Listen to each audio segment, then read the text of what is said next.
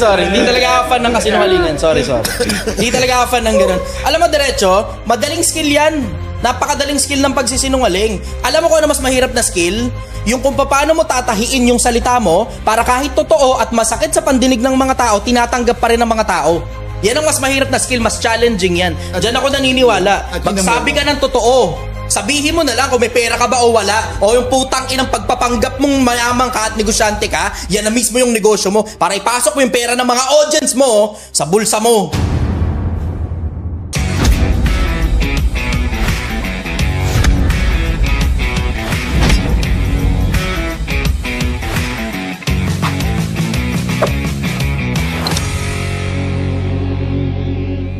Sa Project 1M, bakit sinigang? Paborito ko yun eh. Kwento mo istorya. Ganto ko kwento nun. Nag-survey ako sa mga tao. So sabi ko meron ako 50,000 personal na pera. Sabi ko gagawa ako ng 1,000,000, papakita ko sa inyo sistema paano. Ano bang industriya gusto nyong pasukin ko? Siguro yung oras na yon, kumakain kasi kami nung aking tapos sa restaurant kumakain kami nun eh. Tapos, nag-video ko nun, tapos sabi ko 50,000, tapos bla bla, ano industriya papasukin? Siguro yung oras na yun, tsamba, puro mga kananay yung mga comment, ganun. Sabi, pagkain, magluluto. Sabi ko, saan magluluto? Sa kalsada. Putang ina mo, napasalang ako. Hindi ko ngayon alam kung ano gagawin ko. Lapit ako kay Chef Anthony ang putang ina, sinigang na yung pinakain ko yung litid. Sinigang na litid. Kasi sa store, syempre gusto ko special no? Ako mismo magluluto. Wala akong special na ingredients dun sa kitchen that time. Sabi ko gusto ko special. Pero meron akong litid ng baka. Sabi ko, tatapesin ko to. Saglit lang pinagtatapes ko yung mga pinagkuluan na mga 12 hours na, 10 hours na. Pinagtapes ko, sobrang lambot. Malitid, talaga ma-collagen. Sinigang ko, niluto ko. Ngayon, pagluto ko, sinabi ko sa kanila. Sabi niya, pare, ito yung pinaka masarap na sinigang na natikman ko mula nung pinanganak ako. Tangina, sarap. Diretso, sarap talaga. First time ko nakatikim noon, yung Ano ba klaseng sinigang gusto mo? Maasim na maasim o yung maasim na malinam na. May dalawang so yun yung profile nung actually, na-evolve na ng-evolve. Kasi hindi naman yun yung gusto ng tao Kasi ako, nagluluto ako ng pagkain sa gusto ng tao. Alam ko si Chi, mahilig sa collagen, mahilig sa mataba na sobra. Na pagkain. Kaya alam mo, hindi ako papayag ngayong buwan na to na matapos yung buwan nang hindi natin natitikman yan sa Project 1M, di ba? Actually, di ba nagluto tayo ng sinigang sa Baguio? Hindi, gusto namin yung kanya. Yung kanya. Punta natin. Pero yun yung negosyo, yung sinigang na yun, na retain talaga sa kanya na ang sarap nito, ito na yan. Kaya nga nakausap niya na siguro yung followers niya na nakita niya na gusto ko ng pagkain. Tawag si Chi sa akin, Chef, luto tayong sinigang, yun na lang yung negosyo ko. Namili kami noon sa SNR. After ng SNR, pumunta kami sa isang restaurant na kaibigan ko. Doon ko siya tinuruan. Yung mga staff din, tuwan-tuwa rin. Siyempre kasi, Chichester, bumisita sa isang restaurant ayun, punta kami sa Elliott's. Sarap, tuwan-tuwa siya. Hindi marunong maghiwa, muntik pa mahiwa ang loko. Hindi kasi talaga ako marunong magluto Ang alam ko, luto pang bahay, pang restaurant. Wala akong malay dyan. Chef Anthony ang natuturo sa akin. May mga food costing pa kasi yan, di ba? Yung mga ingredients. Wala akong alam dun. Wala akong alam dyan. Technically, pumasok lang ako sa isang industriyang wala akong malay. Hindi talaga ako lumalabas sa Project 1M. Diretso, hindi ako lumalabas sa Project 1M. Itong putang inan to. Pero tignan mo Wala sa usapan to, putang inang podcast. Wala sa usapan to, putang inan. Magkasunod na araw pa. Hindi talaga ako sa dami ng nag-i-interview sa akin, lahat kayo, pumunta kayo ron sa tindahan ko, doon nyo ako interviewin. At wala sa usapan to, putang inan to. Sa malupit mo na wala kang sasakyan. Hindi ka makakauwi. Huwag ka na magdala ng sasakyan. Tanginang Salamat. Salamat ang marami. Salamat sa pag-unlokan yung invitation namin. Pero alam mo, ako hindi pa ako tapos magtanong. Pansin mo, di ba? Medyo marami akong baon, di ba? Ang tanong ko sa'yo, ano naman masasabi mo dun sa mga kabataan ngayon? Na, alam mo yun, sabi mo kanina, importante naman talaga ang edukasyon. Kasi you believe sa, alam mo, napatunayan na di ba? Sa mga batang hindi nagtatapos ng pag-aaral nila. Kasi akala nila okay na agad. Kaya na nila magsimula ng negosyo, magiging successful agad yung negosyo nila dahil sa mga napapanood nila sa social media. Ang wakas ng kapalaluan ay kahihiyan. Dulo ng kayapangan pagkapahiya. Laging yan ang dulo ng kayabangan, pagkapahiya. Tignan mo, hindi naman nabago sa inyo yung formula na batang nagyabang, binash ng mga tao, anyari. Hindi nabago sa inyo yan. Lumang tugtugin na yan. Batang nagyabang, binash ng mga tao, anyari ngayon. Mabango pa ba? Hindi na masyadong magandang formula yan. There was a time in the past gumagana yan. Pero ngayon, abaho na yan. Lumang tugtugin na yan. Kaya ka nagre-rebrand na yung iba eh. Marami yan. Hindi isang pirasong tao lang yan. Marami yan sila. Marami yan. Kaarugantihan. Bumabangko sila sa kaarugantihan. Nakala nila, alam na nila kung paano tumatakbo ang mundo. Wala kang alam na yung eskwelahan, yung mga pinagtuturo sa eskwelahan na ayaw mo at tinatanggihan mo, tried and true yan. Reiterated all throughout time. Akala mo pera lang ang pinaka-importante tapos ang vehicle mo para magkapera. Wala nang iba, isang piraso lang, business lang. Yan lang, wala nang iba. Without considering Robert Kiyosaki. 4 na quadrant yan. Employment, freelancing, business, and investment. 4 na quadrants yan. Lahat yan nakakayaman. Sabi mo, may yumaman ba empleyado? Ba't nakakita ka ba ng piloto na mahirap? Meron, konti. Nakakita ka engineer mahirap? Meron, konti. Nakakita ka architect mahirap? Meron, konti. Pero karamihan, mayaman.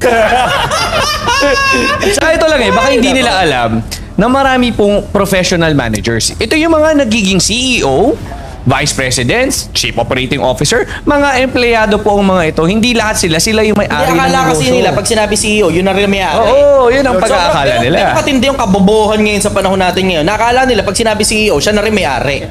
Yeah. Ganun katindi ngayon ang kabobohan. Akala nila, pag may business ka, CEO ka na din. Kaya lahat ngayon, pansinin mo, lahat ngayon, CEO na. Oo, tapos lahat sila nagtatrabaho sa Krusty Krab.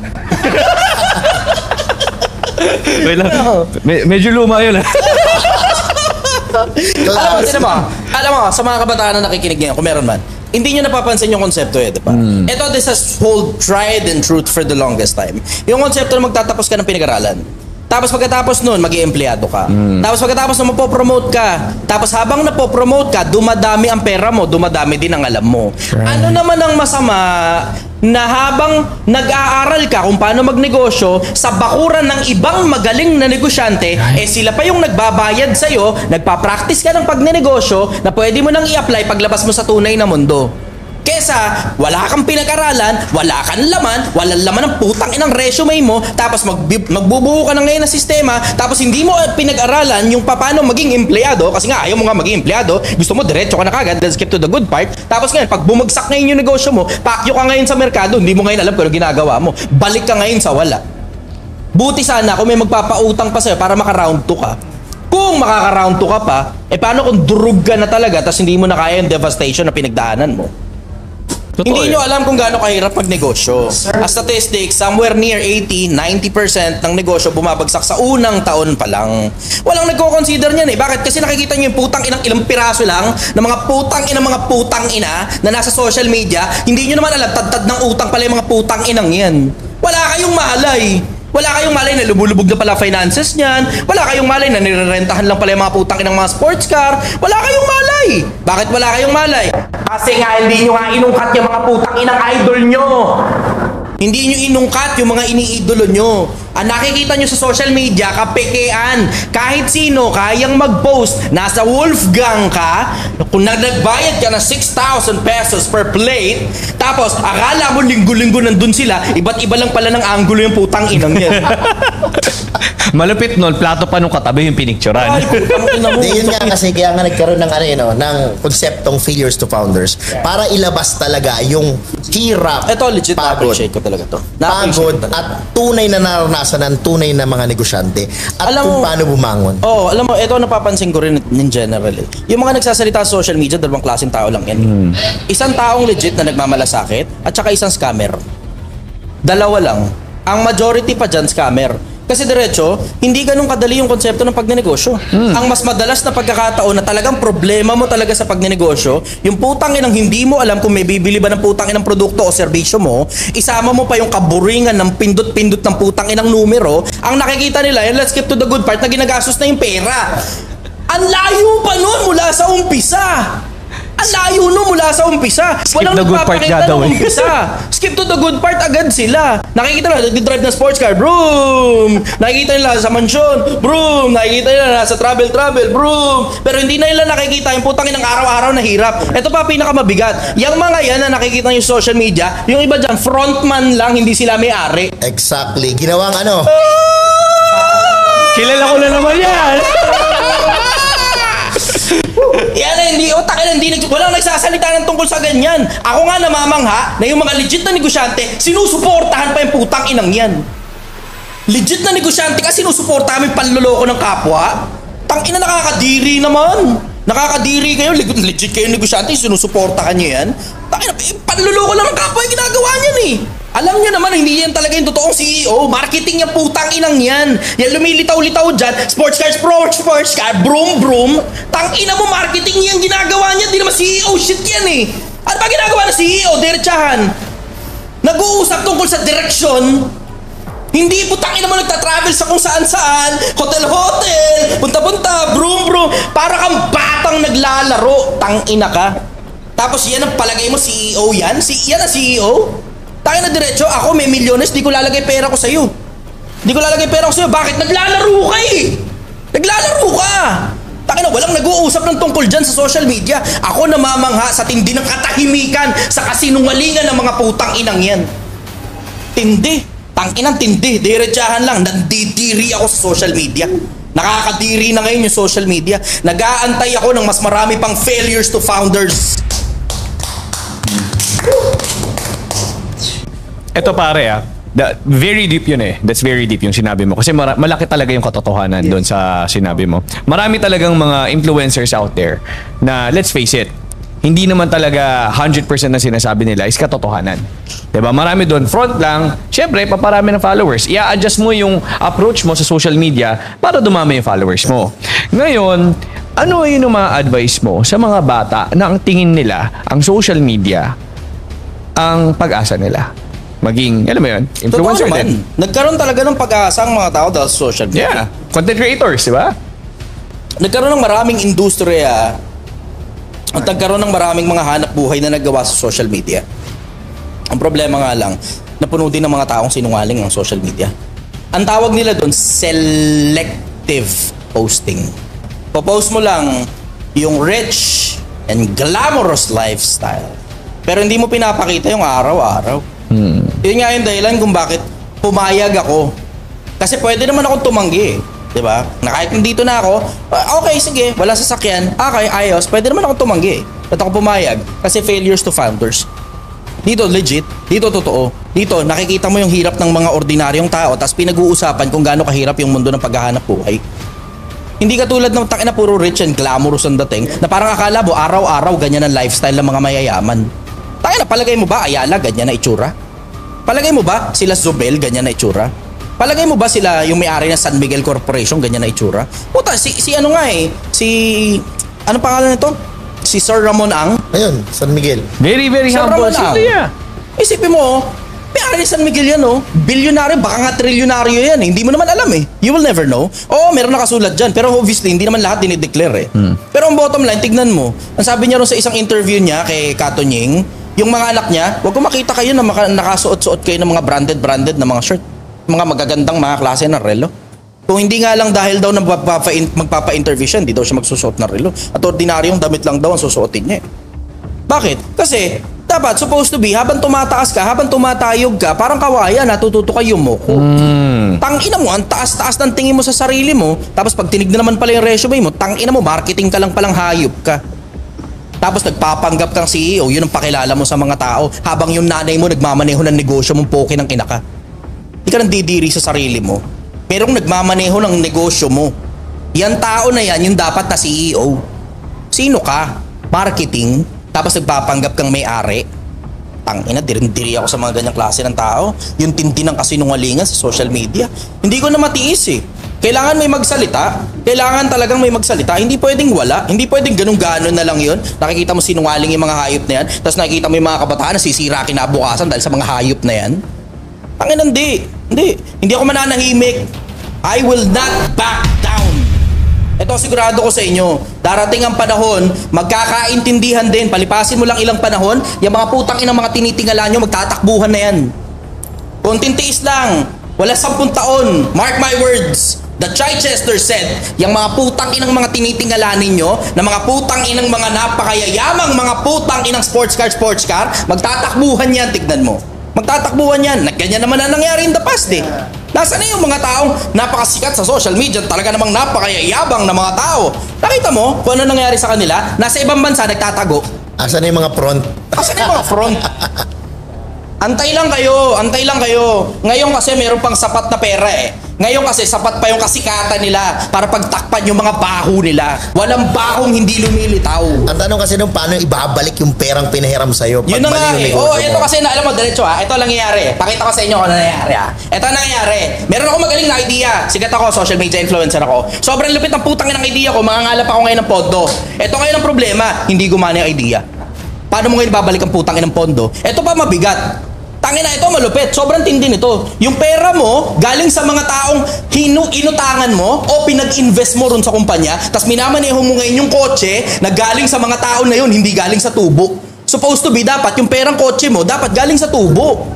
Hindi galing sa investor mo. Ano kabobohan yan? Tangina, diretsahan lang. Yung totoong profit, may binenta ka, yung tubo nun, yun yung putang inang porsyento mo. Hindi yung kumuha ka ng mga tao, pinaglagay mo ng pera sa putang inang negosyo mo, tapos yun ngayon yung minamaneho mo sports car. Bobo ka! Tangina mo, magtatago ka paglipas na ilang panahon. Ito pa mabigat. Inilalabas mo sa social media yan, na akala ng mga tao ganyan ang buhay ng totoong negosyante. Ulul! Ang yayabang yung mga putang ina nyo sa mga putang inang kakarampot na sports car ninyo without considering na yung mga business tycoon natin, they own the fucking dealership. Wala kang makitang ganyang kayabangan. They own the fucking dealership. Sila may-ari ng mga dealership ng Ferrari, Maserati, Lamborghini. Sila may-ari. Nakita mo bang nagagaganyan? Tanginang bobo mo naman. Saka naniniwala ako sa kasabihan na yung totoong mayaman, hindi pinagsasabi kung ano yung kayamanan nila. Hindi pinagsasabi kung saan sila kumukuha ng ikinayayaman nila. Diba? Kasi yung resulta na nila yung nagsasalita. Yun na ang nagsasalita. Yung kwento rin ng mga tao sa paligid ang nagsasalita. Hindi mo na kailangan. Purihin ka ng ibang labi at huwag ng iyong sariling bibig. 100%. Alam mo, very kinikilabot ako sa'yo, pare. Pero alam nyo ba guys, ito lang no. Si Chi kasi marami nang natouch na tao. Marami nang natulungan na tao. Si Chi ang taong nakita ko. Kasi syempre, laging kasama yan. From time to time, kinatawagan ko yan. Kinakamusta ko yan. Maraming gustong mag-invest. Pero si Chi ayaw gamitin yung pera na sino man. Ang bilis ng 1 milyon. Na tipong may pupunta doon, na sino galing from ibang bansa, pupunta doon sa sinagangan niya, nakatago, takip na yung mukha, nakaano. Pero mayaman, may mga bodyguards eh. Kakain sila, kakain doon. Okay, na kinausap siya, ilang minuto lang. After that, aalis, tatawag sa kanya pag kinabukasan. Okay, Chi, bigyan kita ng 10 milyon. Tayo ka ng restaurant. Alam nyo, sabi ni Chi, hindi ko po kailangan yung pera niya. Hindi ko kailangan yan. Ang kailangan ko, maraming taong makasabay sa project at marami akong mapulot na sa kaila-ilalim ng mga nasa laylayan ng Pilipinas. Yun yung may angat ko. To be honest, niniwala ako dun Kasi, I've known you for a very short period of time pa lang pare Pero, yung conversations natin, it really shows kung ano yung, alam mo yun, kung sino ka Diba? Nakikilala kita unti-unti. And then, yung ginagawa, I believe, hindi lang 10 milyon ng kaya nitong iliko. Pustahan tayo. Pustahan tayo. Sa mga tao pa lang nandito ngayon, pag for example, pitch ka, pare, mahina na yung 200 million sa ano mo. Hindi ko pwede sinasabi na, dinisclose ko kung nasan tayo. Alala nyo yung kwento ko sa inyo kung bakit gusto ko mabuo tong Failures to Founders. Kasi nung time, probably siguro mga 3-4 years ago, naglabasan nga kasi yung social media influencers ng ganyan nga yung sinasabi mo, boss. Na puro gusto nila, mayaman. Na parang pinapakita nila yung negosyo na parang, putya, kala mo ang dali. Ang dali, pero yung totoo, kaya gusto ko gusto itong ginagawa na pinapakita natin yung totoo, pare. Pero aminin natin guys ito, ako lang, I'm gonna speak from, let's be honest. May mga one-time, big time naman talaga. Yung unang, alam mo yun, unang sabak nila, parang ang dali, putok. Ayan, yung mga, alam mo yun, may ganun eh. rags to riches na instant millionaire, iba billionaire dahil yung naisip nilang konsepto talagang pumutok. May mga ganon. May mga Yung ganon. swerteng-swerte May mga talaga. swerteng-swerte. Ilan lang yun. Hindi po lahat ng, alam mo yun, hindi po lahat ng mga negosyante is na-experience yung ganung swerte. Karamihan sa ating mga negosyante, dumadaan Gapang. talaga sa sleepless nights. Gapang talaga. Dumadaan talaga sa anxiety. Iisipin mo, paano mo papasweldohin yung tao mo? Iisipin mo, ano yung benefits ng tao mo na nabayaran mo na ba? Iisipin mo, magbabayad ka ng renta, magbabayad ka ng ganyan. Iisipin mo, ano ngayon yung mga mortgages na babayad? Maraming iniisip ang negosyante. Hindi lang po yung kita, 'di ba? Marami pa yung aspeto. Kaya ang sinasabi natin dito sa Failures sa Founders, tama si Sir Chi, na dapat kung gusto mong maging negosyante, willing ka ring pagdaanan yung hirap. Kailangan maintindihan mo yung aspeto ng pagbaksak para pag inangat ka, mas ma-appreciate mo siya. Hindi po ba? Yun yung realidad ng buhay, 'di ba? Isa sa mga pinakamalalaking bagay na natutunan ko tungkol sa mundo ng pagnenegosyo, yung konsepto na hindi lahat ng araw panalo. Mas maraming araw talo. Mas maraming araw talo. Kaya lang naman nananalo kasi yung mga talo mo hindi sapat para ibagsak ka. Yun eh. Na may mga pagkakataon, minsan nga buong negosyo bagsak. Minsan buong negosyo mo bagsak. Minsan bankrupt ka talaga, bangkarote ka talaga. Nangyayari yan, shit happens. Tapos try uli, tapos try uli, tapos try uli. At tapos wala namang masamang bumalik ka sa pagiging empleyado para makakamap ka ulit ng pondo eh. Alright. Yung iba nangungutang, that also works sometimes, pero very risky. Hindi gumagana sa mas madalas na pagkakataon yung inutang mo yung pera. Bakit? Right. Kasi walang pinagkaiba yan dun sa naglaro ka sa casino tapos umutang ka ng pera dahil ipit na ipit, gipit na gipit ka na tapos inilaro mo na naman sa casino. Ang tawag dun angry betting. Gusto mo agad makabawi sa merkado. O tapos ngayon, dun mo na ngayon hinuhukay sarili mong libingan. Right. Kasi tinan mo, lahat tayo na nasa social media nag-uusap tungkol sa pag-asenso, pagyaman. Bakit? Kasi alin lang naman sa dalawa yan eh. Either legit ka o scammer ka. Alin lang sa dalawa yan eh. Pero ito ang problema, hindi nagsasalita yung mga taong natalo. Bakit? Kasi karamihan sa kanila, Patay na. either kinakain ng kahihiyan o patay. Diretso lang. Ay, mabanggit ko lang Chino, sa consultant kasi kanina sabi mo nga, pagka hindi, kuya nagnegosyo, natalo, pwede mo bumalik sa pag-empleyado, no? So, dapat, pag natalo ka, alamin mo kung saan ka pa kulang. Sa negosyo kasi, merong system yan na binubuhay. May administrative, may HR, may accounting and finance, merong operations, di ba? May R&D. So, dapat, makikita mo dun sa pagkatalo mo, ano ba, saan ba ako kulang? So, pag nag-employee ka ulit, pag pumasok ka sa pagiging empleyado, alamin mo ngayon dun sa sistema na papasokan mo, dito ako kulang eh, aralin ko to. So, dito ako ulit kulang, aralin ko to. So, dito ako ulit kulang, aralin ko to. After nun, pag nagnegosyo ka na ulit, sigurado yung sistema mo unti-unti. Isa pa, you have to clear your head of all the negativities that have happened in business. Kasi minsan, hindi natin pinag-uusapan yan eh. Ano ba gagawin mo pag natalo ka sa negosyo? Ba? Yung iba kasi, sinasabi, tinan mo, tulad ito, may bago na naman na panata na naman sa social media. Kabanat-banat niya, kapag ikaw natalo ka sa negosyo, kailangan magnegosyo ka ulit. Putang ina. Ano ba naman ang kabobohan naman na yan? Diba? Hindi mo man lang kinonsider na baka yung tao lubog na lubog na. Tapos ngayon, tsaka pa, pagka inungkat mo, kaya mo pala sinasabi yan, kahit napaka-impractical nung putang inang advice mo, kaya mo pala sinasabi yan, kasi meron ka palang sistema kung saan makakapagpaturo sa'yo at pwede silang maglagay ng pera nila sa'yo. Okay. So, yung pala, ang target market mo, yung mga luging negosyo, para makapagpaturo sila sa'yo. Sabi ko, very greedy. Very greedy. Kasi, supposed to be, dapat, bilang, alam mo yun, bilang kapwa negosyante na alam mo yung pakiramdam ng nalugi sa negosyo, dapat alam mo rin yung konsepto, takin na durugang puso ng tao na yan eh. Broken spirit yan, broken heart yan.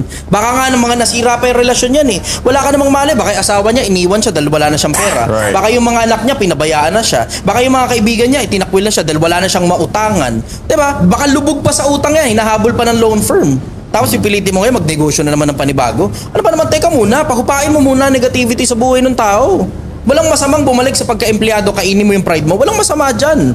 Pero para prideful ka pa rin, taas pa rin ang tingin mo sa sarili mo para bumanat ng panibago negosyo na naman, ang susunod na mangyayari na sa inyo, magiging scammer ka na kasi pipilitin mo mag-come up ng panibagong pondo. Diba? Para sa isang negosyo na malaki ang tsansang bumagsak dahil wala ka sa proper mindset. Ang pagnenegosyo, it's very mental. Nakakasira ng ulo yan pag wala ka sa kondisyon. At tinan mo, kung di nyo napapansin, may mga pagkakataon, ako rin naman eh. Sinasabi ko yun na may mga pagkakataon, naiinis ako sa araw na to kasi ganito, bla bla, etc. Sinasabi ko yun, diretso, nasa social media, ina-upload ko yan. Pati yung mga katangahan ko, pati yung mga kabobohan ko, pati yung puyat ko, pati yung pagod ko, at lahat ng mga bagay na negatibo tungkol sa pagdinegosyo, sinasabi ko sa social media. Pati yung mga araw na matumal. O tingnan nyo, itong araw na to, tingnan mo, 2 piraso lang customer ko. Mahina kami ngayon kasi weekdays ngayon, pero malakas kami pagka weekend. Pero ngayon, mahina talaga eh. Ginagawa namin, lahat na lang ng dumadaan, inaalok namin. Kain pride yun. Para lahat ng dumadaan, inaalok mo. Kain pride yun. Pero that's what you have to do to make sure you are afloat in business. Bakit? May mga empleyado kang kailangan bayaran eh. Right. Eh, tingnan mo, yan ngayon ang hindi kinoconsider ng mga putang ina sa social media. Kasi nga, yung mga nagsisipagsalita sa social media ninyo, Pilipinas, ang karamihan dyan, bulok na kamatis, na mga putang inang mga siraulong tao na ang importante lang nila, yung pera mo, bibigay mo sa kanila. Wala silang pakialam kung umalagwa ka, o bumagsak ka, o magpakamatay ka. Basta nasa amin yung pera mo, bahala ka na kung ano gusto mong gawin sa buhay mo, putang ina ka. Yan ang madalas sa social media eh. Diretsahan lang, napakabihira ng mga katulad nitong programa na Failures to Founders para magsalita ng mga bagay na totoong nangyayari sa tunay na buhay. Kaya sabi ko, payag ako eh. Sige, okay lang. Kahit tumatanggi ako sa napakaraming interview, dito sa isang piraso na to, ito lang ang tinanggap ko. Maraming salamat. Apaka ano no, yung ano niya, talagang passionate sa ginagawa. And bira yun bira. Kasi aminin natin, ngayon, sa ginagalawan natin, kahit na dito sa Pilipinas, diba? Karamihan driven by money. Which, let's be honest, hindi masama as a whole, pero mahirap kung yun lang ang tinitignan mo. Kung hindi mo tinitignan yung ibang aspeto, yung mga taong makatulong. yung mga taong yung mga dependent sa negosyo mo. 'Di ba? Yung mga ganung aspeto ng pagninegosyo, kailangan pati 'yon iniisip mo. Kasi hindi pwedeng ikaw lang, hindi pwedeng bulsa mo lang ang iisipin mo. Hindi rin sustainable 'yun. Yes. Hindi rin sustainable 'yun.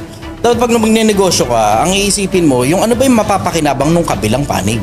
Kasi ikaw lang ang gusto mong makinabang eh. Eh karamihan sa mga tao, sakim, sarili lang nila nasa isip nila eh. Hindi nila iniisip yung ibang tao eh. Eh ako, tinan mo, sa lahat ng mga pagkakataon na may mga nagbabash sa akin tungkol sa minsan sobrang asim daw ng sinigang. Ina-adjust ko. Minsan naman matabang daw yung sinigang. Adjust uli ako. Minsan kulang daw yung karne. Adjust uli ako. Minsan nabubulo na naman sila sobrang dami ng karne. Adjust uli ako. Diretso, nakikinig ako. Kasi ang importante sa akin, maligaya yung mga customers, maligaya yung mga kliyente, kung sakali mang service yung ino-offer mo, na bumabalik-balik sila. Kasi ang buhay talaga ng negosyo, diretsahan, ito hindi sinasabi sa social media.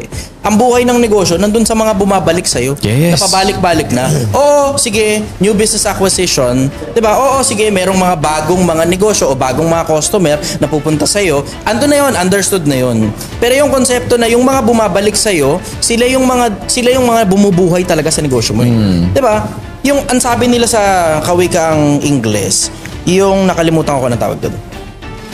Yung konsepto na new friends are silver, but old ones are gold.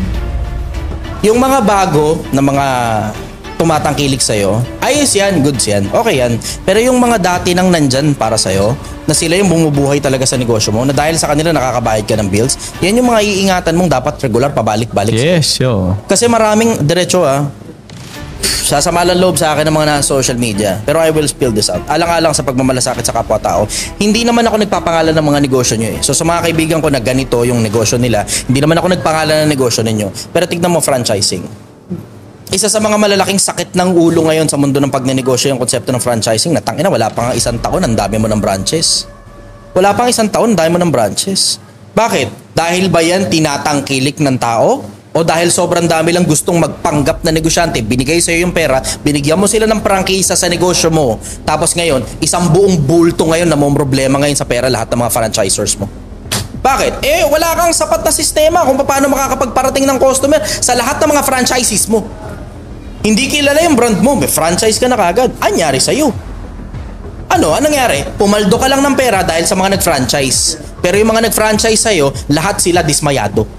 Eventually, tawag nila dun sa taong nagpa-franchise, scammer. Tangina ka, scammer. Yan ang mundo ng franchising ngayon dito sa Pilipinas. May mas malala pa, brother. Tangina, yung mga franchises, ang target nila, mga taong maraming pera. may mas malala. Yung ang target, mga taong wala masyadong maraming pera. Tangina, mas malala yun. Kasi Gusto yung mong life maging savings na nila yun eh. Ibenta mo yung produkto namin. Nabebenta to ng ganitong halaga. Eto problema, hindi sinasabi. Walang bumibili niyan. Lahat, pinagpapanggap na negosyante ang mga tao. Diretsahan, ang social media ngayon, pag nakinig ka, lalo na tungkol sa mga business gurus, lahat na lang ng mga taong nakikinig sa kanila parang kailangan magnegosyo. Without considering, natangina, ang sarap ng buhay na maging empleyado. Ang sarap ng buhay na maging empleyado, clock in, clock out, tanggapin mo yung pera, tapos uwi ka na ng bahay.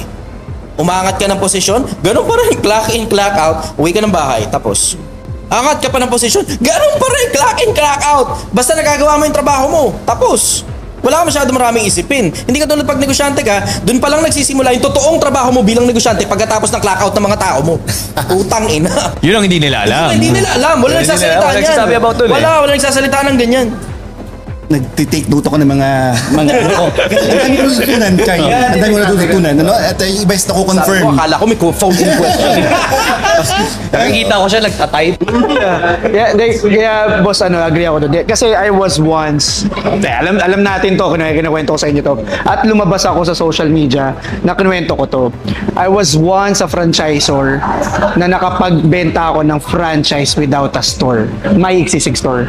Apektado ako. Kaya parang alam mo yun, sabi ko nga if I'm gonna do it again, I'm gonna do it the right way. Pare, hindi lang ikaw, ako rin, di ba? Maraming nagalit, nagpa-project ako dati, umabot kami ng 8 hanggang 12. Kaya nga, failures to founders, we shared the failure na para hindi, kasi ganito aminado ako noon, hindi ko naman alam na mali na pala yung ginagawa ko. So kaya nga andito tayo ngayon, yung maling ginawa natin ngayon, isinisiwalat natin para yung mga akala nila, sobrang hyper nila sa negosyo, sobrang kayang-kaya na ng negosyo, kikita ako dito. Akala nila sustainable. Yes, akala sustainable. So eto na yun. Kaya we're here na sabihin sa inyo yung tunay na nangyayari sa negosyo para wag nang maging mali ninyo yung naging mali namin. Right. Kumbaga maiwasan nyo. At yung tama, subaybay kayo sa amin kasi marami kaming taong ini-interview tulad ni Chester at marami pa na magbibigay sa inyo ng tamang katotohanan, tamang knowledge, tamang pagtuturo ng tunay na nangyayari sa buhay at tamang pagnenegosyo at tayo makakapag-suggest din, So follow us para mas marami pa. Bilib ako ron. Para umamin sa mga pagkakamp. Check mo boss page ko. May kwento ako doon kasi sabi ko nga sa iba, kami yung franchisor ng 20 Silog. So syempre yung whole concept or idea kasi nun is, matagal ako nag-work ako for family business So parang inisip ko, edi pag gumawa ako ng isang konsepto, mabilis to. Kasi sa totoo lang, mabilis ang pera sa franchise. Pero kung lalagyan mo nga talaga ng puso yun, na iisipin mo yung franchises mo, magbabago lahat Kasi dapat talaga, kumita sila. Yes. Kasi kung hindi sila kikita, bakit ka pa nagnegosyo? Yun ang nangyari. Ikaw lang yung kumita, tapos yung kita mo galing sa pagpa-franchise nito. Oo. Tapos yung pagpa-franchise nito, wala siyang kikitain, alam mo lulubog yung tao na yan. Ang labas nun, tinulak mo yung tao sa bangin. Right. And sometimes, life savings nila yun. Yes. Yung i-invest nila sa'yo. Dahil na OFW, napakaraming tumatarget sa OFW. Yun ang nakakalungkot. Yung iba, lilipad ng Dubai. Lilipad ng ibang lugar. San Francisco. Yung mga, kung saan maraming mga OFW, yun ang tatargetin nila. Diba? Para pagpanggaping negosyante itong mga OFW yung empleyado, alam mo namang hindi naman lalapat yan Bakit? Walang ka-XP experience ang tao na yan tungkol sa konsepto ng pagnenegosyo. Empleyado yan. Sipin mo, katulad nun, yung mga bumiyahe papuntang Middle East, tapos katulong dun, kasino ang sweldo, 20 mil kada buwan. Pagpa-franchisein mo ng kung ano man, ang alam lang niya, maglinis ng toilet Right. Diyan ko nga na-appreciate yung Jollibee Foods Corporation Right. Pag yung kurso mo, walang kinalaman sa finance, pahihirapan kang bumili ng franchise sa kanila. Mahirapan ka. Kasi they want to make sure na lahat ng franchise nila kumikita. Pag alam nila na itong tao na to, walang experience sa negosyo, yung kursong kinuha niya, wala rin kinalaman sa finance, hindi ka bibigyan. Hindi ganun kadali na mag-franchise ng Jollibee Foods Corporation. Doon ako saludo talaga ako dyan sa Jollibee. Sige, may mga hibiji na mga maliliit na problema here and there. Tapos yung katulad ng mga, alam mo yun, diba, lagi na lang bago yung mga empleyado. Okay, pero dun sa mga franchises nila, alam mo naman, may puso sila ron sa mga kapwa-tao nila na may pera, na minsan yung mga tao na pinag-ipunan nila, life savings nila. Kaya nga number 1 ang diba? Jollibee Food Corporation pagdating sa franchise Diba? Kasi alam mo na tuturuan ka nila kung alam mo dapat may experience ka. Diba? Bago ka makapag-franchise. Excited na ako sa Jollibee, sana magtagal yung mga empleyado. Yun talaga. Excited ako. Excited ako. Hopefully, di ba? Hopefully. Now, Unfortunately, we don't have much time, right? But it's been so much. Teka, Ay, yung may passion may talaga tatanong eh. pa ako. Ay, meron pa ba? Sorry, go. Realization lang, ano, kaya sabi ko nagtitake note ako no? Being employee is okay. Ano? Galingan mo lang, yayaman ka din. Oo. Tama, di ba? Ano? Yun yung mga point na natutunan ko. Pero kung papasukin mo yung mundo ng pagnenegosyo, hindi enough kung anong meron kang skill lang. Alam ba, marunong kang Magluto. Ano? Oo. Ano? Isang importanteng aspeto na natutunan ko din sa Malaysia nung nakaraang buwan, is yung sasabing na, yung sales and marketing. Napaka-importante kahit anong klaseng negosyo. Tama, Chay? Chi? Tama. Yun yung mga napupulot ko sa... ang dami, napakalalim ng mga usapan pero ang ganda, lalong yung sa utak ko, lalong nabubuo yung mga konsepto. Yun nga yung dahilan kung bakit sinasuggest ko, mag-empleyado ka muna. Yeah. Magpa-promote ka muna. So parang anong nangyayari, nagpa-practice kang magnegosyo sa bakuran ng mas magagaling na negosyante kesa sa'yo, tapos hindi mo pa ginagasgas ang bulsa mo, binabayaran ka pa. Win-win situation kapag ka-empleyado ka Wala tapos kang magaling talo. kang empleyado. Kasi Wala kang talo. hindi ka nakakayaman na pagiging empleyado. Nakakita ka ba manager? Mahirap. Nakakita ka ba vice president? Mahirap. Nakakita ka ba CEO? It doesn't necessarily follow na CEO, siya may-ari, na mahirap. Diba? Ngayon lang naman dumadami mga CEO na mahirap eh. Tangina, walang gusto maging vice president, lahat gusto CEO. Putang inang yan. Bakit? May sari-sari store na ako. CEO na ako. CEO ako. Ito pa, Chia, isa pa, nilagay ko sa yung position ko sa isang social media consumer. At napakaingay ng social media ngayon. Bigyan mo ko ng advice, kahit 3 siguro, kung paano ko i-guide yung sarili ko na to consume yung tamang mga, kasi ang daming kumbaga nakikiliti yung mga hibla ng puso ng mga ng mga peke, ng mga scammer paano ako magiging mas Mahulma. then mas Paano ba Mag-consume ng tamang content. ano sa yung mga social media. bilang regular na consumer ng social media, ano yung kailangan kong bantayan? Sino ba dapat? Hindi, Unang-una, assess. unang-una, stick to the tried and true. Okay. Yung 1,000 taon nang nandyan ng mga konsepto. Na wag ka magkakaroon, katulad sa Biblia, wag ka magkakaroon 2 takalan. Isa para sa mahirap, isa para sa mayaman. Hindi, parehas lang dapat ang takalan mo. Wag ka mandudugas ng kapwa-tao. So unang-una, dun sa konsepto na yung mga i-consume mo na content, alam mong walang pandurugas ng kapwa-tao, basic principle. Paano mo malalamang walang pandurugas ng kapwa-tao? Kapag ka inilabas nila yon, tas wala silang binibenta, yun. Pansinin ninyo, yung mga content creator na kaya lumabas sa social media dahil may binebenta, pakinggan nyo mga content nila, lahat nakaimbudo papasok sa bulsa nila. Naka-funnel eh, 'di ba? At okay lang naman yung funneling na yan.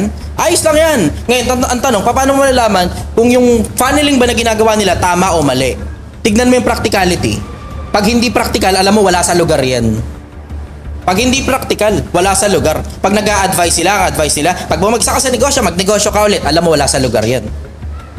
Pagka sinabing, yung pang tuition fee mo, pang business mo na lang, alam mo wala sa lugar yan. Stick to the tried and true.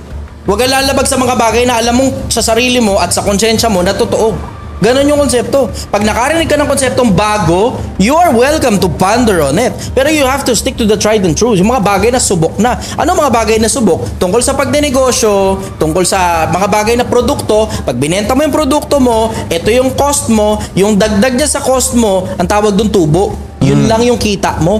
Yun lang. Hindi yun pag nagpa-invest ka, akala mo pera mo yung pera ng investor. Hindi yun pag nagpa-franchise ka, akala mo 100% ng pina-franchise mo, pera mo. Hindi ganun. Hindi ganun.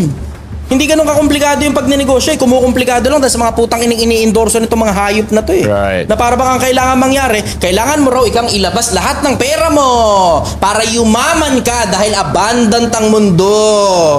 Tangina mo, hindi gumagana yan. Pag nilabas mo lahat ng pera mo, puta, paghihirap ang aabot sa'yo. Maniwala ka, paghihirap aabot sa'yo, wala pa rin tatalo dun sa konsepto, yung 3 pillars ng Project 1M. Tatalinuhan mo ng husto, tatrabahuhin mo ng husto, pag-iipunan mo ng husto. And it works for everything. Gusto mo na maayos sa pamilya, talinuhan mo ng husto, trabahuhin mo ng husto yung maayos sa pamilya, tapos pag-ipunan mo lahat ng mga bagay na taba ng utak na ginagamit mo sa pamilya mo araw-araw. Tungkol sa pera, same. Tungkol sa marriage, same. Tungkol sa kahit na anong bagay, tungkol sa Diyos, same. Tatalinuhan mo ng gusto, gagawa ka ng paraan para maging matalino ka sa tulong ng Diyos, tatrabahuhin mo ng gusto yun kasi ang pananampalatayang walang gawa, patay. Tapos pag-iipunan mo lahat ng mga bagay na ginawa mo mabuti, na tahimik ka lang. Tapos kayamanan mo na ngayon sa kabilang buhay yun. That's impactful. Gusto mo yung tatlo, di ba? Yan, 3 pillars ng Project One. Natuwa rin ko yung mga sinasabi ni Chi na yung malasakit. Kasi on my case naman sa sarili kong mga page ko, it's all about malasakit eh. And natutuwa ako na marami talagang tao nakaka-appreciate na kailangan lagyan natin ng malasakit yung mga ginagawa natin. And I honor you for that. Iba talaga, no? Iba rin kasi talaga pag may malasakit eh. Yeah, exactly. Kasi wala masyadong nakakaisip. Isa pa, isama mo na rin sa konsepto yung hindi delusional yung konsepto ng pagmamalasakit. Puta, walang mas practical na mas marketing strategy kaysa sa nagmamalasakit ka sa kapwa-tao mo, tapos bahala na kung bibili sila o hindi. Walang mas practical dun. Walang mas practical dun sa may negosyo ka, nagmamalasakit ka sa kapwa-tao mo sa social media, nagsasabi ka lang ng totoo, tapos sila nang bahalang maghanap kung anong hanap buhay mo para masuportahan ka nila. Walang tatalo sa ganun. Yun ang pinakamalupit na putang inang marketing strategy sa lahat ng putang inang marketing strategy na makikita mo dyan. Maging mabuti kang tao kasi minamahal ng mga kapwa-tao yung mga mabubuting tao. Sometimes you don't even have to sell. Diba? Ito, tinan mo, tulad sa akin sa Project 1M. Ito, pinakamagandang halimbawa. Tingnan nyo, pansinin ninyo. Kailan ko ginawa, yung tinutok ko sa, yung camera sa tinitinda ko na, ito, sinigang na baka. Yarap! Isang beses lang yun. Isang beses lang yun. And that's for me to try the market. Testing ko lang ang merkado. Panahong umuulan, isang beses ko lang ginawa yun. Sa 260 plus nights na nag-e-exist ang Project 1M, isang beses ko lang ginawa yun. At nag-upload ako halos 3, 4, 5 video sa isang araw. Isang beses ko lang ginawa yun. Pero tingnan mo, sabog ang Project 1M. Mayat maya, binibisita ng iba't ibang mga tao. Dahil dun sa konsepto, na alam kasi ng mga tao na hindi naman kasi tungkol sa pera yung putang inang negosyo na yan eh. Diba? You are welcome to call it a business if you want to call it a business. Pero it is not about money. Money is not everything. Yung konsepto na kapag nagmamalasakit ka sa kapwa-tao, yan ang pinakamagandang marketing strategy. Yung taba ng utak mo, inilalabas mo sa social media sa pagmamalasakit mo sa kapwa-tao. Tapos sila nang bahala kung anong negosyo yung meron ka, susuportahan nila yan hanggang sa dulo. At kaya dyan siya, alam ko mahal na mahal ka ng tao. Alam mo kung bakit. Yung mga tao doon bro, pumupunta doon sa kanya para suportahan din siya sa sinigang niya. Pero pumunta doon para sa kanya. Right. Kahit hindi gutom yun, bibili yun. Kahit hindi nga maubos, hindi talaga gutom eh. At magkano lang yung sinigang. Pero magulat ka, magbibigay 1,000. Ay hindi po pwede ganito. Ilalagay nila yon yung sukli sa tip na kagad. Kung mapansin nyo, ang daming tip ng mga empleyado niya. Kasi bakit? Magkano lang yung sinigang? 100 plus. Tapos magugulat ka na lang, yung sukli nun, magbibigay 500 sukli nun? 100 plus lang. Oo. 140 lang. 140 lang? Oo. Magulat Kaya bro, kong yung itaas tip yun. Oo. Pero I choose not to. yung tip, nilalagay sa tip box. Pare, ano ang market ng Project 1M? Yung mga ordinaryong taong bayan. Mga So, walang mga pambayad. CDE, ganyan. Yung mga nasa ilalim talaga ng lipunan. Pero Yung mga hindi nasa ilalim. tinipid. Yung konsepto ng Project 1M, hindi yan para bumili ka ng sinigang na baka. Wala akong pakialam kung bumili ka o hindi. Yung konsepto ng Project 1M, hindi yan doon sa konsepto na tungkol sa pera. Yung Project 1M, yun yung konsepto. Papakita ko sa inyo kung paano gumawa ng 1 milyon. Right. Manood ka, gayahin mo sa buhay mo. Wala akong pakialam kung may bumili niyan o wala kasi magtitinda pa din kami sa tabi ng kalsada. Tapos yung mga dumadaan yun na mismo yung bibili sa amin. Hindi na importante, may fans pa galing sa Mindanao, pupunta pa rito para bumili sinigang. Hindi yun ang konsepto ng Project 1M. Ang konsepto ng Project 1M, magtitinda kami sa kalsada. I-document ko yung buong proseso, panoorin mo, tapos welcome ka na yung mga bagay na matututunan mo dito. You don't have to sell it on the streets. Yung mga matututunan mo, general principles dito, you're welcome to apply it in your own personal life. Huwag ka nang pumunta rito, malayo to masyado. Gawin mo na lang dyan, sa lugar ninyo, kung saan ka nandun. Kasi tinan mo, kung pera-pera lang, pwede ko naman ilagay ito sa mga, sa Food Panda at sa kung saan-saan pa. Diba? Pero tinan mo, wala kaming delivery. Ba't walang delivery? Kasi nga hindi nga tungkol sa pera to. Hindi ka makakabili nito. Maniwala ka. Kahit nasaan ka, hindi ka makakabili malibang mano-manong pumunta ka talaga doon tsaka ka lang makakabili. So hindi yan para nandiyan ka, deliver sa bahay niyo. Wala magde-deliver sa bahay mo. Wala, hindi mo matitikman to malibang magtiyaga ka na pumunta rito. Ang ibig sabihin nun, yung mga taga Visayas, taga Mindanao, taga Northern Luzon, Southern Luzon, at kahit nasaan ka pang malayong lugar, huwag ka nang pumunta rito. Huwag ka nang bumili. I-apply mo na lang yung mga prinsipyong natutunan mo sa sarili mong buhay and you can live happily ever after. If people would send you a message right now and ask, can I see, let's say, a blueprint of Project 1M so that we can do it sa Hindi ako pinanggalingan namin? madamot. May Bibigay mga mo. nagtatanong yan kung paano kung ano yung recipe, ano yung Recipe daw, recipe. Ano yung recipe? binidyo natin yun eh.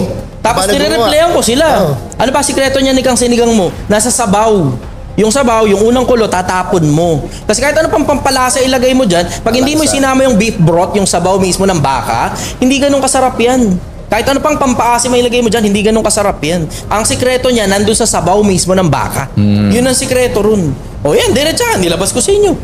Hindi ako madamot. Hindi talaga ako madamot. Tuturo ko pa proven sa'yo. and tested. Papakita ko pa sa'yo kung paano niluluto yan. Papakita ko sa'yo kung paano niluluto yan. Hindi talaga ako madamot. But hindi naman kasi tungkol sa pera yan eh. Kahit kopyahin pa yan ng kahit na sino, mas maigi, mas madami yung kumopya. Okay sa akin, maligaya ako ron. Bakit? Ang pakiramdam ko nun, mga anak ko yung mga yan. Yan yung mga tao ngayon na naging produkto ng konsepto na pagpupuyat ko at paghihirap ko para sila naman umalagwa naman yung buhay nila. Chi, sa tingin mo, no, bakit mas maraming tao hindi gumagawa ng aksyon na gayahin yung Project 1M? Mas gusto lang nilang manood or mambash, no? Dalawa yan eh. Doon sa mga nanonood na regular lang, they're using me as a form of entertainment. And that's completely fine for me. They are welcome to come in their own pace. Welcome sila na sumabay sa sarili nilang speed, sa sarili nilang bilis. Kung kailan man sila komportable. Pero you have to consider, tumatanda ang tao. May mga pumupunta sa akin, 1 taon na to, hindi pa rin daw nakakaipon.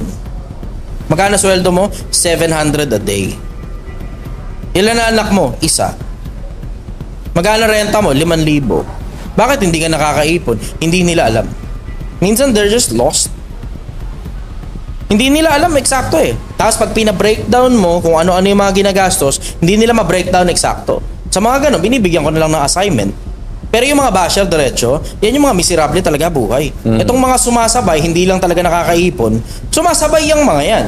Kailangan lang ng konting guidance. Pero yung mga basher, miserable buhay ng mga yan, naaawa ako sa kanila.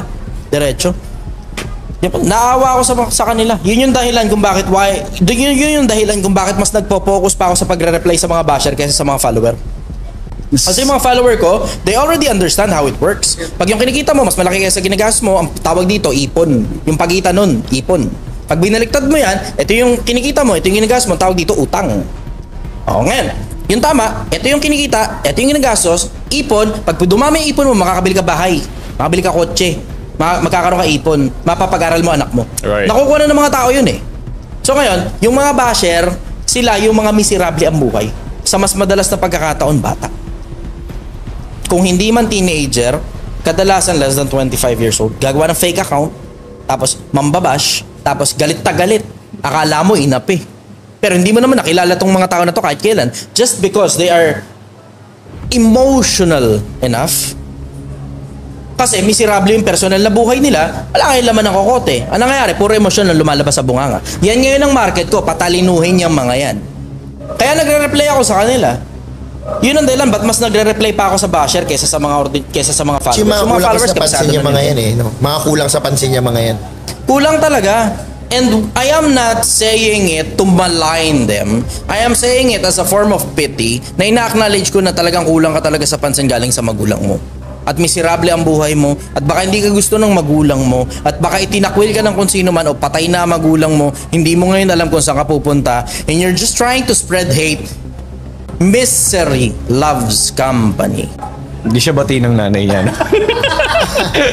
Usual. Siya love. Oh, alam mo, as funny as it may sound, diretso as funny as it may sound, may mga tao talagang tangin, hindi talaga sila trap na magulang nila. Oh, nakakatawa yun, totoo. Nakakatawa, totoo. Until ikaw mismo yung nasa ganong sitwasyon. Katulad ko, binenta ako ng nanay ko eh. Yun ang kwento ko. Ang nanay ko, nagbarko, tapos ang tatay ko, nakilala niya sa barko. Tapos pagbaba niya, buntis siya. Tapos noong mga panahon na yun, hindi tanggap ng lipunan yung disgrasyada. Ang ginawa ng nanay ko, binenta ako ngayon sa matandang may pera. Okay naman, nakabuti para sa akin. Pero I don't feel loved by my mother. Hindi ko naramdaman kahit kailan na mahal ako ng nanay ko. And that fucks my brain up. Yun ang dahilan kung bakit siraulo ako ngayon. Yun yung dahilan. Yun din yung dahilan kung bakit nagbabagong buhay ako kasi magkikita kami ng nanay ko sa kabilang buhay. Gusto kong nasa maayos na kalagayan ako. Kung nasa maayos man siyang kalagayan o hindi, I just wish her best. O ano man yung nasa kabilang buhay niya, sana maayos yung kalagayan niya dun. Pero yung kabilang buhay, excited na akong makita dun yung mga taong patay na minsang panahong nadumaan sa buhay ko. Marami kaming pagkikwentuhan. Hindi yan para sumbatan pa ang nanay ko o kahit na sinong nakapanakit sa akin in the past. Pero yun yung konsepto na excited akong ikwento sa kanila kung ano yung mga naging adventures at magpapasalamat ako sa kanila sa mga nagawa nila para sa akin.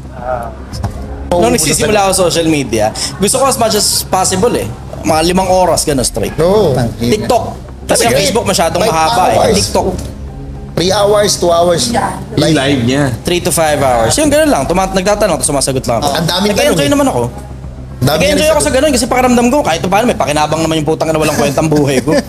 Ang boring ng buhay ko eh. Pero pakiramdam ko, ang dami mong natatouch no? Yeah. Kasi the more you talk talaga, the more na nare-realize ng tao. Real talk Oo nga. Real talk. Diba? Totoo Walang nagsasabi rin sa kanila Walang nag-real talk sa mga taong to na ganito ang buhay. At walang kaya magsabi niyan. Wala kaya magsabi. Dahil iilan lang ang may lakas ng loob. Kapag retired ka na. Yun nga yung dahilan kung bakit Project 1M Ang konsepto ng Project 1M, hindi yan Project 1 million. Yun yung kinalilito ng marami kasi dun ko sinimulan yun Ngayon, yung konsepto ng Project 1M, it's supposed to be Project 1 man. Ang sistema, makakatulong ako sa mga tao isa-isa. Isa-isa. Kaya tinan mo, pansinin mo, kapag nakipag-usap ako sa social media, ang approach ko, akala mo ikaw lang yung kausap ko. Ang isa sa mga dahilan kasi, ang gusto ko talagang matouch, kada tao isa-isa. Pag napakinggan mo ako, akala mo ikaw yung kausap ko. One man at a time. Yun yung dahilan kung ba't, as eloquent as I may seem, speaking in English, hindi ako masyado nag-English. Ang bottom line sa akin, yung pattern. Yung ginagawa na pattern yan, lilitaw uli yan. Ang gusto ko, tapos na kagad yung pattern na yan. Right. Gusto Para ko wala na matapos maulit. yung Para pattern hindi na yan. maulit. Para hindi na maulit, itapon natin yung putang inang pattern na yan. Kasi pangit yung putang inang pattern na batang arugante. Pangit yung pattern na yan. Diretsahan pangit yan. Ang wakas ng kapalaluan kahihiyan. Yes. Laging ang dulo ng pagyayabang pagkapahiya. Hindi mo gugustuhin na sobrang daming bastos ng mga bata ang lumitaw sa lipunan dahil sa putang inang isang pirasong ulul na lumitaw dyan tapos baka na tinitignan ng mga iba pang mga kabataan na akala mo panalo. Hindi, talo yan, tanga. Talunan yung putang inang yan, mukha lang mayaman. Mukha lang, bakit? Madaling dayain yung itsura ng kayamanan. Pero hindi mo alam kung gaano kayaman ang Roman Empire. Hindi mo alam kung gaano kayaman ang Egyptian Empire, ang Chinese Empire, at lahat ng mga imperyo sa mundo, hindi mo alam kung gaano kayaman yung mga imperyo na yan. Wala sa kalingkingan yan, yung putang inang batang gino-glorify nyo. Right. 100%. Yun, I hear you. Gusto kong puntahan kanina. Ako bilang ordinaryong consumer ng social media, makikita ko yung mga ganyang klaseng mga paano ko maiiwasan? Paano ko, paano hindi ako maapektuhan? Anong isasabihan sa mga audience natin? Diretso, pag alam mo hindi practical, wag. Ang dulo ng kayabangan pagkapahiya. 'Di ba? Pag alam mo hindi practical, wag. Yung iba nalilito Dahil lang nagda-drive ng fancy sports car, dahil lang mansion, travel, kahit sino kayang gumawa niyan. Kahit sino kayang pekein yan. Diretsahan lang, kahit sino kayang pekein yan. Pekein natin pekein natin. Sobrang yaman ni Chichester, kunyari. Gusto nyo pakita peke? Peke. Ito yung sheets. Magkano to? 3 million. 1M. 1M. 1.5? 1.5. 230,000. 230,000.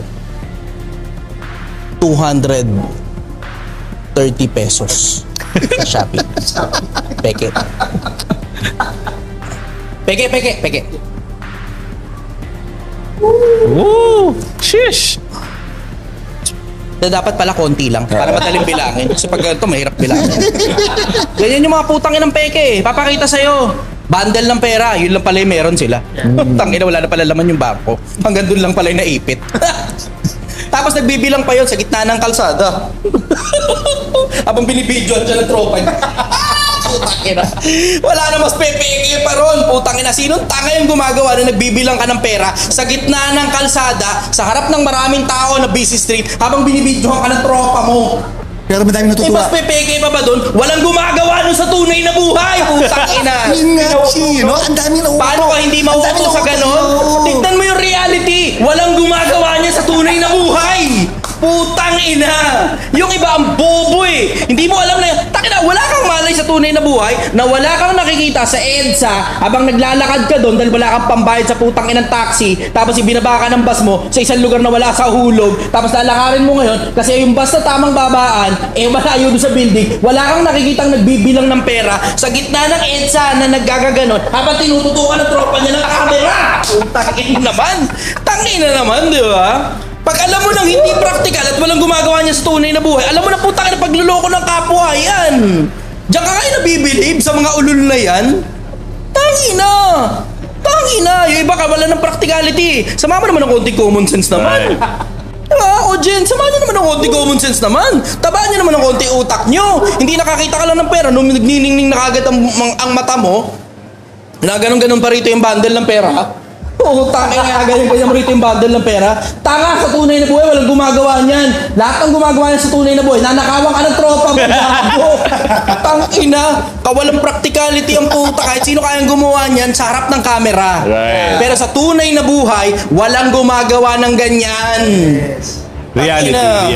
Diba? Palagay mo ba yung mga Sobel at saka mga Ayala, yung bundle at crate nila na pera, ginaganon-ganon nila sa tenga?